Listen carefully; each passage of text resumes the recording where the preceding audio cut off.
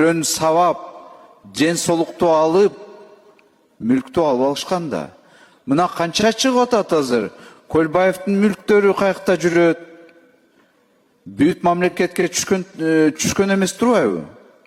Аны дагы биз караш керекпиз. Кантип, кандай метод менен алар ошону изилдөөнү кылышкан? Давайте ушуну толук эле карайлы. Да, кийинки жумада биз уже сессиябыз биздин жабылат. Хотя бы күзүндө баштасак, саясий биз чечимди чыгарыш керекпиз. Саясий чечимди чыгарбасак, анда тарыхта бул туура эле болгон турбайбы деп ушундай калып калат. Урматтуу депутаттар, бул башка кишилерге үлгү болушу мүмкүн даже. Алар кийинкиде биз билбейбиз да 10 жылдан кийин, 15 жылдан кийин ушундай эле алып приватизацияны отмена кылыш мүмкүн.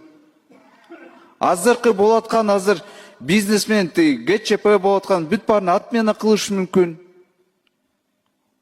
Эч эме таасирин бербесе. Ошондуктан урматтуу депутаттар, бул өтө чоң, маанилүү маселе. Биз саясий бул жерде чекитти коюш керекпиз. Тура болду же